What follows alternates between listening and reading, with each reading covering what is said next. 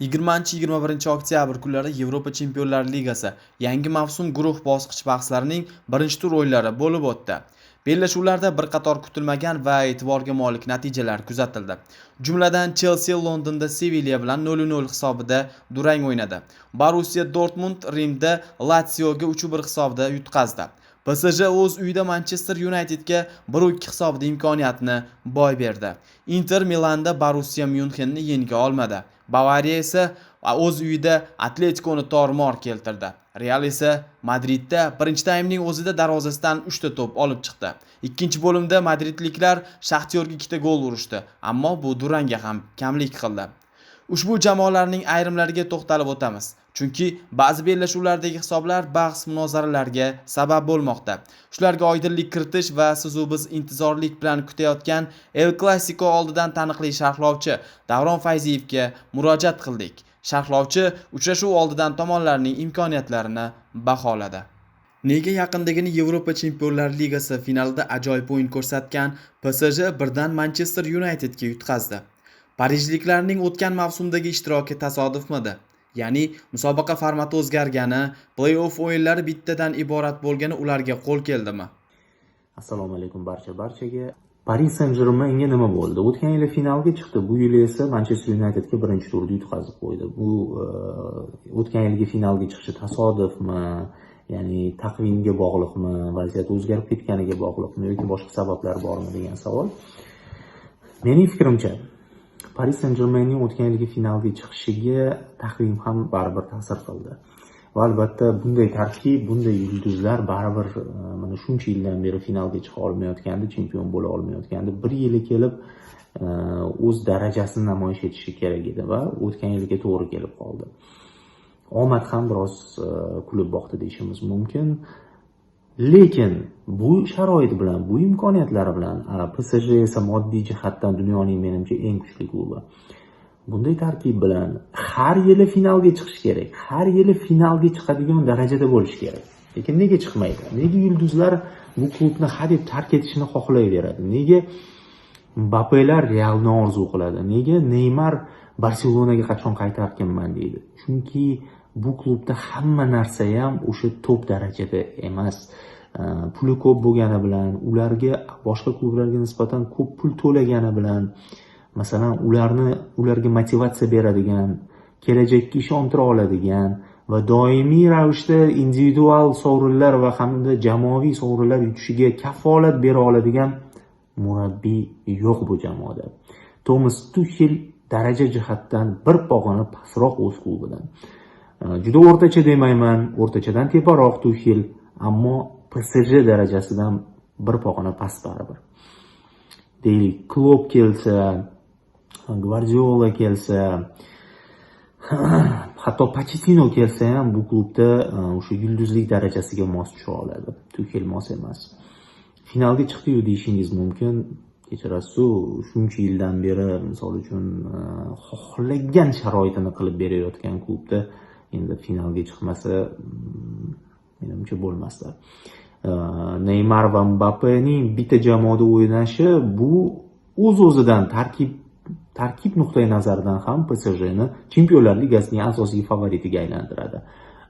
Biroq o'yin nuqtai nazaridan jamoaviy o'yin PSJning deylik hozir Realga yoki Barsaga tushib qolishi yoki Cityga yoki ayniqsa Bavariyaga juftlikda tushib qolishi PSJni favoritga aylantirmaydi. Nega degan savol tug'iladi. Imkoniyatlari u klublardan kam emas-ku. Chunki ularda Zidane bor, ularda Guardiola bor, ularda Flick bor. Bu salohiyatli murabbiylar, bu aynan o'z meniga va o'z imzosiga ega bo'lgan murabbiylar. Ayni paytda Bavariyaga teng keladigan raqib bormi? Ayni vaqtda Bavariyaga teng keladigan klub bormi? Menimcha yo'q. Ayni vaqtda Bavariya eng kuchli klub. Bu rasman ham tasdiqlandi Chempionlar Ligasida va ko'ryapmizki, yangi mavsumda ham. Meni hayron qoldirgan jihati, Chempionlar Ligasida g'olib chiqqan Flick tarkibni saqlab qoldi.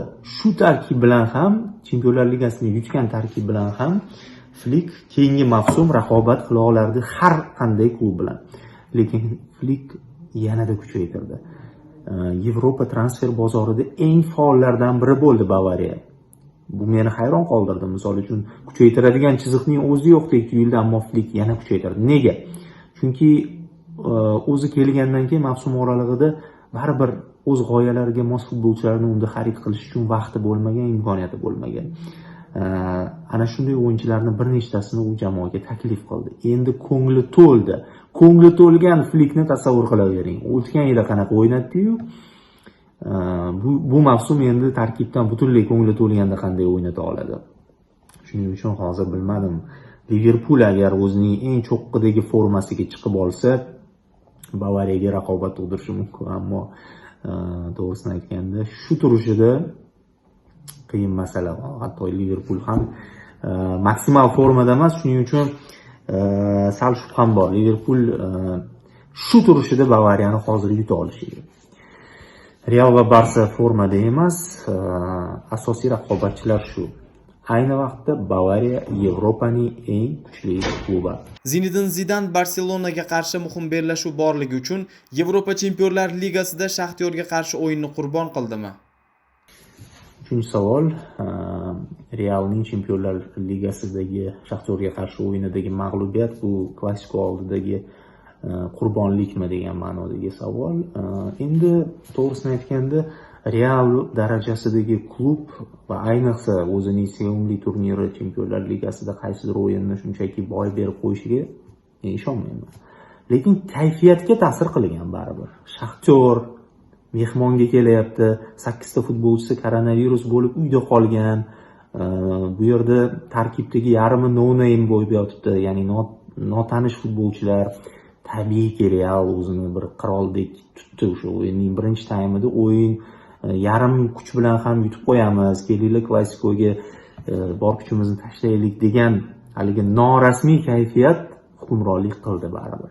Bu Zidan haligi o'yinga tushirishdan oldin bolalar bugun muhimi jarohat olmanglar bo'ldi, yutqazsanglar ham mayli demaydi-yu, ahmoqning gapi bo'ladi.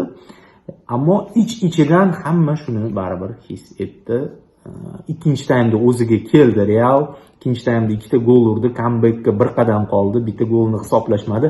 Ikkinchi taymda shu turishi Real haqiqiy kuchi bilan o'ynadi. Birinchi taymda esa raqibni mensimaslik kayfiyati bor edi. Bu qurbonlik emas, bu shunchaki haligi motivatsiya yetishmasligi. Motivatsiya yetishmasligiga tabiiyki Zidanning ham aybi bor. Mana shu o'yin biz uchun final degan narsani oxirigacha singdira olmagan. Buning natijasida birinchi bo'limni Real balki shu Zidan davridagi eng zaif birinchi taym sifatida o'tkazdi. El Klasikoda ham shunday o'ynaydimi Real degan savol, mana bu jiddiy savol. Misol uchun bilamizki, bu o'yinda jamoalar turnir jadvalida 10-o'rinda ketayotgan bo'lsa ham hayot-mamot jangi sifatida tushadi maydonga. Hamma futbolchilar tushunib turibdi o'yinning darajasini. Endi kim favorit, kim outsider, menimcha keyinroq savol berilgan. Bu mavzuga keyin to'xtalaman. Hozirgi holatida Real Shaxtyorga qarshi qurbonlik qilgani yo'q. Real Shaxtyorni mensimadi. El Klasikoda favoritlar bo'lmaydi deyiladi, lekin bu galgisida qaysidir tomon kuchliroqdek ko'rinmayaptimi? Mana endi El Klasiko haqidagi savolga yetib keldik. El Klasikoda favorit yo'q deyishadi, lekin bu safar qaysidir jamoa favoritdek ko'rinmayaptimi deb menimcha Barselonaga shama qilishyapti. Savol bergan menimcha muxlislardan ham olingan savollar. Bu hozirgi holatda nega Barselona favorit? Har doimgi masala bu Messi faktori. Ronaldo ketdi Realdan, hamma ko'rsatkichlar solishtirilganda, haligi Messi deganda, misol uchun haligi Courtois deganda Ter Stegen, Ramos deganda Pique yoki o'sha Griezmann deganda bu yoqda Benzema deyiladi-yu, Messi deganda Realda sal muammo bor baribir. O'sha darajadagi yulduz rolini Azar bajarish kerak edi, bajara olmayapti, yaqiniga ham kelmayapti. Shu ma'noda faqatgina Barselonada kichik ustunlik bo'lishi mumkin. Biroq o'tgan mavsum bu ustunlik yordam bermadi. Bu mavsum ikkalasi hali formasiga kirib bormadi. Barselonada yangi murabbiy. Barselona endi o'yinini qidiryapti. Sal bir ikkita epizodlarda topgandek bo'lyapti. Real kuzni har doim bo'sh o'tkazadi. Bu odatga aylangan. Zidan davrida. Avvalgi murabbiylarda unday emasdi. Zidan davrida shunday bo'layapti. Har mavsum kirishib olishiga vaqt kerak bo'layapti. Kamida 2 oy. Shuning uchun ham rostdan ham ozgina favoritdek Barselona hatto o'z maydonidagi faktor ham rol o'ynab qolishi mumkin. Barselona ko'rinyapti. Ayniqsa Ramossiz Real juda qiynaladi odatda. U yerda hatto Ramosning dunyoning eng zo'r himoyachisiligi bitta sabab bo'lsa, eng katta sabab lider jamoada. Ronaldo ketdi, lider yo'q. Ramos ham ketsa, umuman bir xaraktersiz jamoaga aylanib qolishi mumkin. Ramos o'sha o'z pozitsiyasidan turib, hatto hujumga ham baqirib turadi, o'ynalaring deb yutqazayotgan joyda. Shu lidersiz o'ynash Realga qiyinchilik tug'dirardi. Ma'lumotlarga qaraganda, jarohatidan tuzalmay Ramosni baribir Zidan tushirmoqchi. Iloji yo'q. Mana kecha mashg'ulotlarda qatnashibdi, yuguribdi, maksimal darajada mashq o'tkazibdi. Formasi 100% emas, tushunarli, lekin o'ynaydi. Ramossiz Real outsiderga aylanib qolardi. Shuning uchun taxminan mening shaxsiy fikrim El Clasico oldidan shundan iborat. O'yin ko'rsatadi. O'tgan yilgi holatda favorit Barsa edi, Real yutqazmagan. Imkoniyatlar teng deb turaylik, shunda qiziq bo'ladi ko'rish.